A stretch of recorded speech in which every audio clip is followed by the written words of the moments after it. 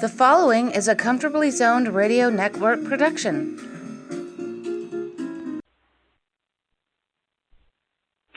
Thank you, Telly Olson. We are back, comfortably zoned in a vat o' pine tar.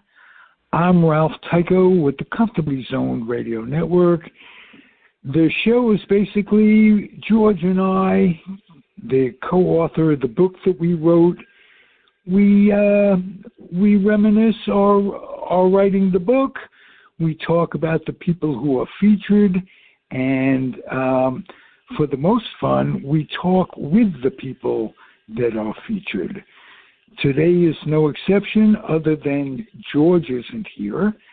I get to talk to Hal Bock, heavily featured, five different, if I'm counting right, 5 different chapters you were featured in. And I just want to welcome you to this show on the Comfortably Zoned Network.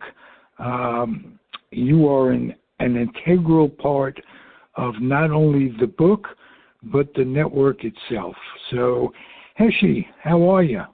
I'm doing well. I'm, getting along to go along to get along, and I'm happy. I'm delighted with your book. I have it in front of me, and it's a really nice product.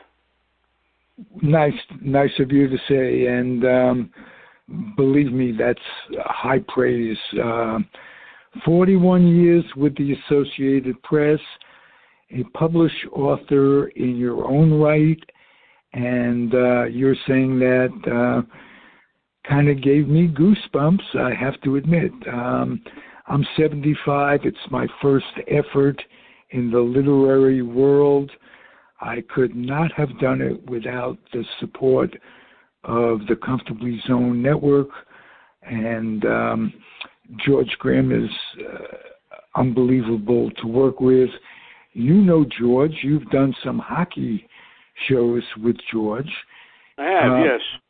An incredibly articulate and well-spoken guy. He's a great podcaster as well as an author.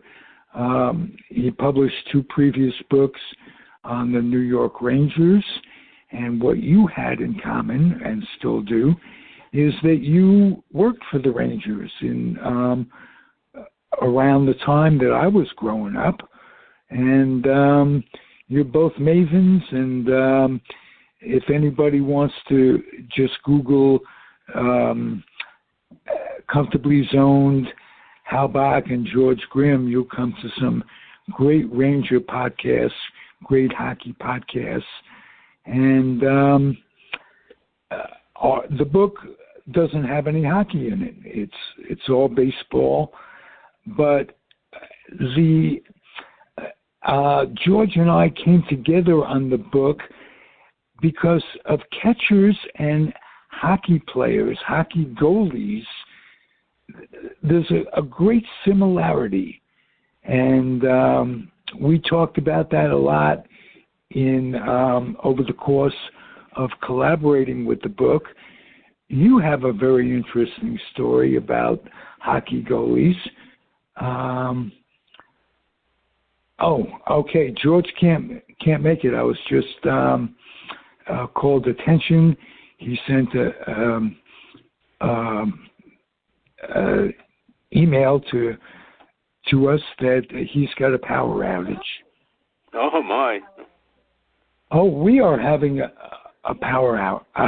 Okay, the power outage hasn't affected the phone, so I'm just going to go on as if we're not having a power outage. Here we go. I'm such a technical genius to begin with that I have no idea whether or not this is getting through, but let's proceed as it is. Hal, tell me your hockey story, the very interesting story about the hockey mask and your son.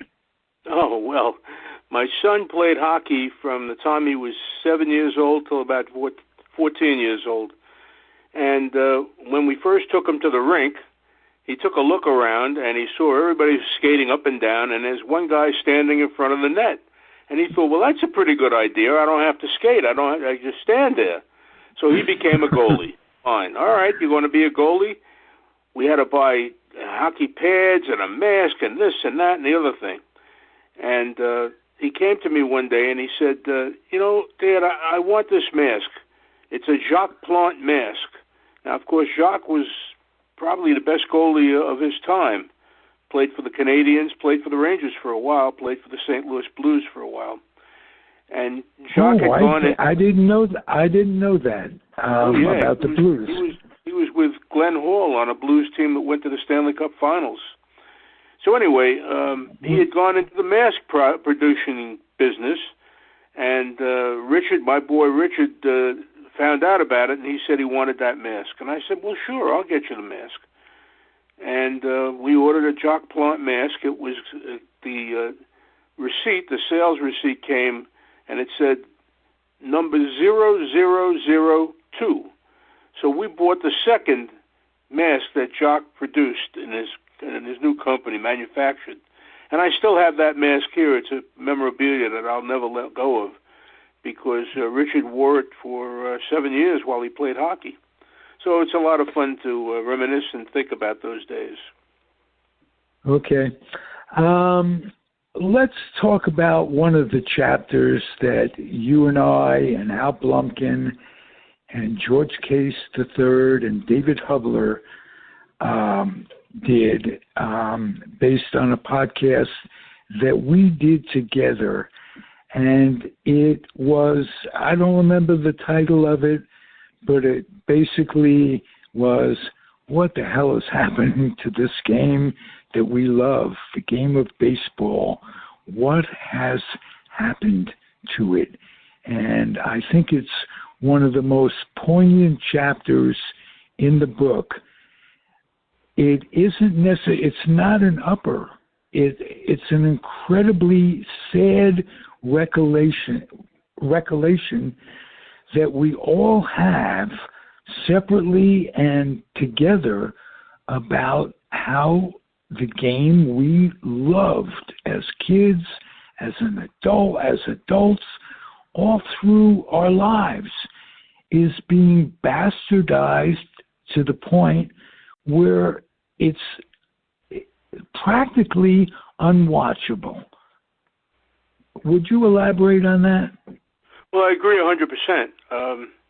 They've taken much of the attraction out of the game. There are very few stolen bases. There's no more hit and run.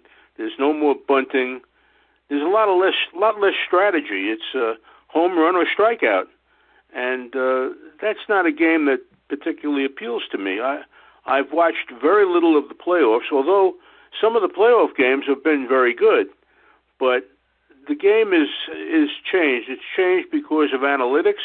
It's changed because of algorithms. It's changed because of a bunch of Ivy League executives who've imposed their beliefs on the game, and the game is just not the same. It's not the same game we grew up with, and I miss the game we grew up with. I truly do. Yeah. Do you think there's a chance for baseball to turn it around and get some of the flavor of the game back, or is it just a hopeless cause? Well, I truly hope so. I do. I know that this idiocy of putting a man on second base at the start of extra innings, I'm pretty sure they're going to drop that rule because that's been a fiasco. And so that's a start to return the game to the game that we knew and the game that we loved. They're coming up to a new bargaining agreement after the World Series, and that could be very troublesome because these two sides don't like each other. The players and the owners do not like each other. So it's going to be a difficult negotiation, and it depends on how that all works out. But how do you think the DH will settle through all of this? Well, I think the National League will get the DH. It's not something I'm thrilled about, but I think it's inevitable that the National League will have the DH as well as the American League. And look, it only took them for, 45 years or so to come to that conclusion. Now, how do you play, for example, the World Series, which is the showcase of your game? How do you play it with two different rules? How do you play it with a DH in the American League Park and without a DH in the National League Park? I mean, that's not, to me, that's a violation. It's a violation of the way things should be. So things like that will be eliminated. They'll have the universal DH. I'm almost certain of that. And with it comes the breaking down of something that's really important in the balance of the game. Does your defense warrant you being in a game when your offense is, no matter what your offense is? And I can think of people like Dick Stewart as an example, who was a hindrance. And that was part of the equation. To get his bat in the lineup, you had to have his glove in the lineup. And everything was for a reason. Well, that's part of that's part of the beauty of the game. Right. You know, football, for example, football is a national pastime now. That's what they tell me, at least. And you have an offensive unit and a defensive unit. Well, in baseball, you got to play both ways. You got to play offense. You got to play defense, unless you're the DH, but which is another story. But you've got to put a glove on and go out there and play a position. That's the way it should be. You should be able to do both things. Another thing I abhor is the shift, where you shift three players on one side of the infield and leave one guy on the other side by himself because you expect the batter who's left-handed to pull the ball to the right side. Well, if you're any kind of a player, you ought to be able to hit the other way. You remember, and neither do I, but there was a player named Wee Willie Keeler. And Wee Willie Keeler, who played during the dead ball era, had a saying, hit them where they ain't. Well, if you hit it where they ain't, you're going to get a hit. One of the first expressions I learned from my grandfather. He would glow in memory of Wee Willie Keeler, just for that reason. Boggs was that way. Tony Gwynn was that way. Rod Carew was that way. So it isn't all ancient history. We've had what I used to call a batsmith, my word, I think, where the guy could just, our hero, one of our heroes, as New York Giant fan, Mandrake, Don Mueller. That's right. That's why, and the memories of Boggs and Carew and those guys, that wasn't that long ago. No, it was not, and it's not impossible to do. I mean, if you're a halfway decent athlete, you ought to be able to do that. Instead, the Yankees made a big trade at midseason, and they got a guy named Joey Gallo from the Texas Rangers. Joey Gallo struck out over 200 times. Now, he hit over 40 home runs, but it's like hit or miss with this guy. And he batted about 180. I mean, that's crazy. And he was their cleanup hitter in the World Series, in the playoffs. So, you can't have that. You just can't have that. That's not Major League Baseball, in my view. Their catcher, too, they don't care that Sanchez doesn't ever throw anybody out. Never. And they'll sacrifice the potential of a few extra home runs for that. What does it tell you about and another thing is he can't catch the ball. I mean, a catcher has to be able to catch the ball. Take a look at how many passed balls he has in a given season. It's embarrassing. And he's a major league catcher, making a lot of money. Off the subject a little bit, I am happy for the sake of continuity that the Yankees gave, because I'm an apologist later in my life, a Yankee apologist, gave Aaron Boone a 3-year deal. Well, you know, I don't understand the criticism of Aaron Boone. Here's a guy who in his first 2 years on the job won over 100 games both years. This year, in a season, a crazy season with injuries and up and down and up, they won 92 games. Now, I understand that he hasn't done well in the postseason, and, of course, with Yankee baseball, it's all about winning the World Series, which they haven't done since '09, but they've won a lot of baseball games under Aaron Boone, and I agree with you. I was pleased to see them bring him back because he deserved to come back. He didn't do a bad job. And in today's day and age, I think a manager really, the hand one is dealt by the front office is the hand the manager is forced to play. It isn't something, the decision-making process of who's in the lineup and this, that, and the other thing just isn't there anymore. That's right. Manager. The manager is almost a puppet. He gets word from on high on what to do almost throughout the game, and when to take a pitcher out and when to leave him in. That's another thing. This opener and bullpen game. I mean, I'm accustomed to a time when, and I just wrote a column about that the other day, when you handed the ball to the pitcher in the first inning, and at the ninth inning, he handed it back to the manager, and that was the game. Complete games are just, you don't see them anymore. And the Dodgers have been starting a relief pitcher in the first inning and then bringing another relief pitcher in the second inning. And what? That's not baseball. You got a 20-game winner sitting there, put him out there on the mound and let him pitch. But that's, I don't know. And by having 7 pitchers on each side in a game, 14 pitches sometimes, maybe more. There was a game that there was 16 pitches. 16 pitches. Wow. The Yankees the Dodgers and the Giants played a classic game. It ended 2-1. The Dodgers won the game 2-1, and they advanced to the championship series. Terrific baseball game. Good plays, good hitting. That was great. That brought back the memories. Pitches. The two teams used 11 pitches, and the Giants starter went 7 innings. So 10 other pitchers pitched besides that Giants starter. And that's crazy. You can't have a new pitcher every inning. It's time-consuming. Baseball is concerned about time. 4-hour games just don't even get it for a fanatic like you and I.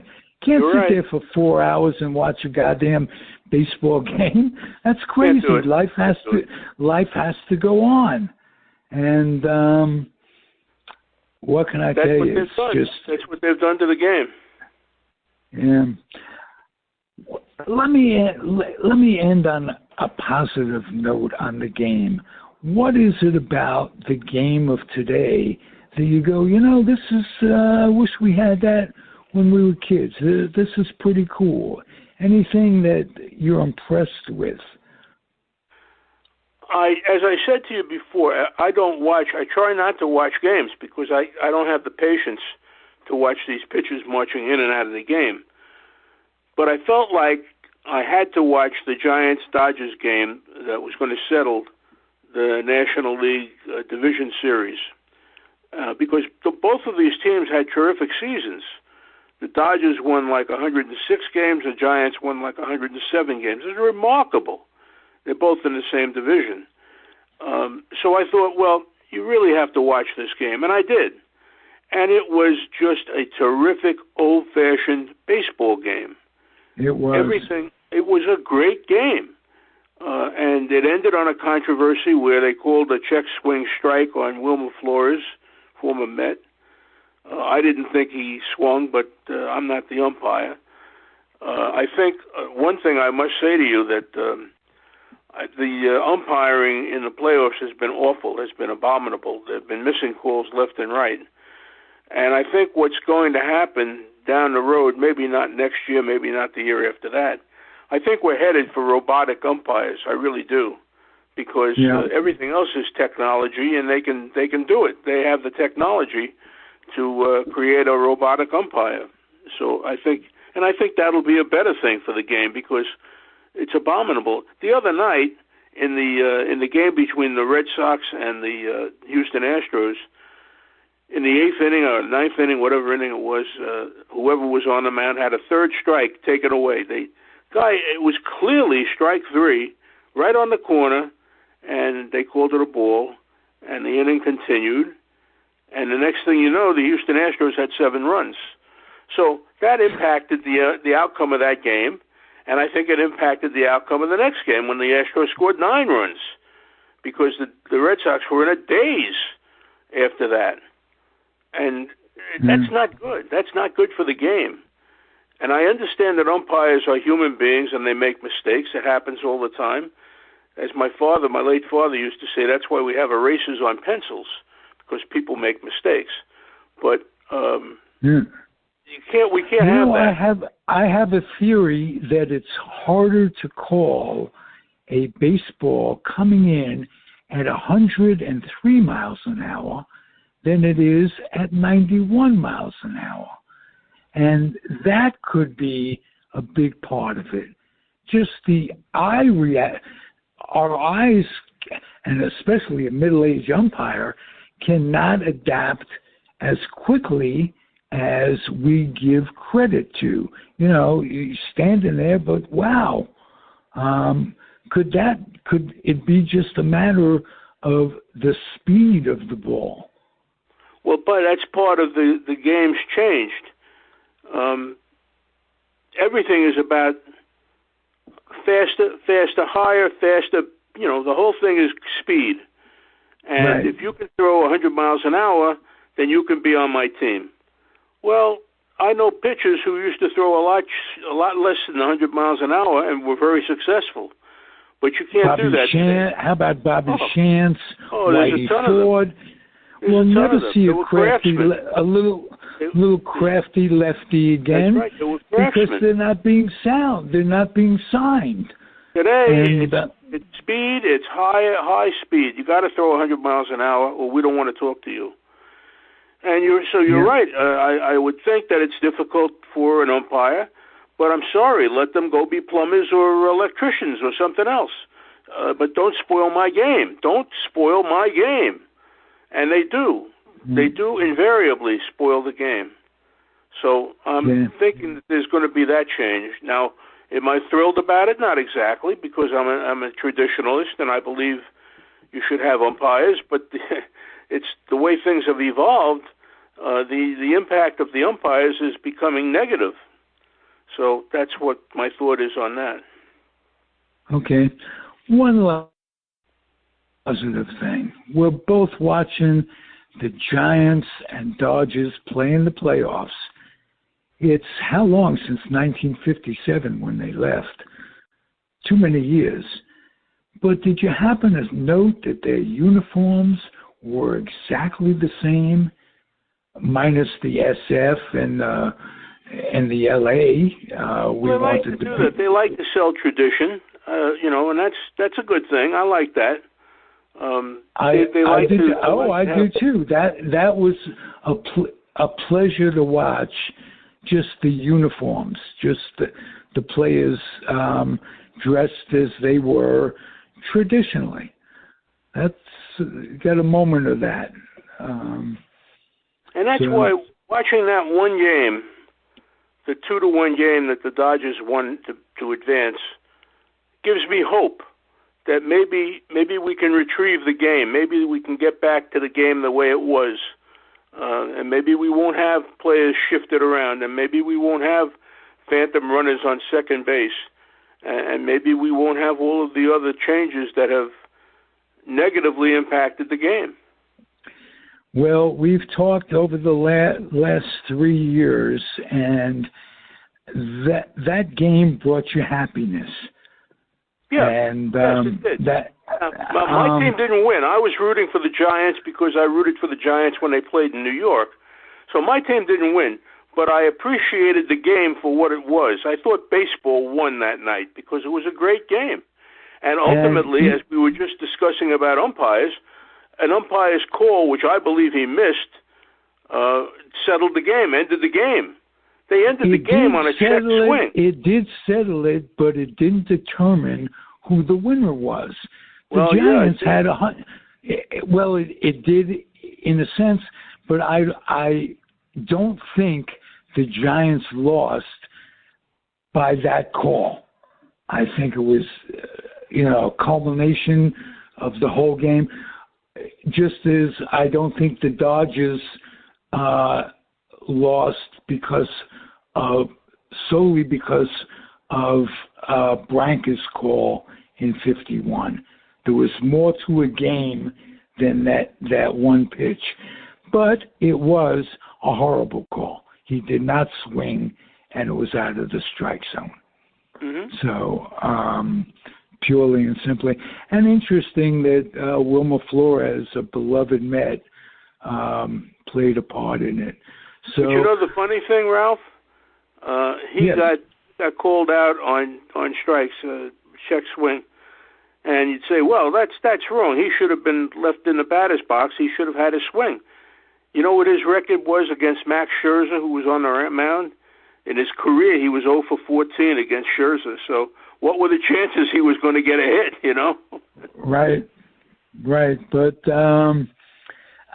I am really thrilled. Again, we've talked so often and so many times in the last few years, and to have you enjoy a positive experience from the game that I say has led us, we the fan, we the coverer, the podcaster, it's let the fanatical kid in us down recently. So that brings me a lot of joy, Hesh. Let me tell you. Well, you hope that it'll change. You hope that it'll come back, and maybe slowly but surely it will. We'll see. Good. Thank you for being here. I'm sorry. We're going to catch up with George Grimm next time. Love you, Hal. This has been a great experience. And thank you for listening, everybody. If you get a chance, check out the book. It's on Amazon. It's Comfortably Zoned in Nevada Pine Tar. And what makes it great is the contributors such as Hal Bock. Thank you again, Hal. And thank you, everyone, for listening. Okay. Good night, everybody. Good night.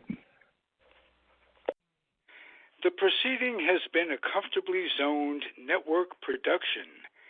You are advised to keep your dreams wet, your humor dry, your children and grandchildren out of military recruiting offices and off the laps of clerics who wear dresses. Thank you for listening, everyone. Happy trails.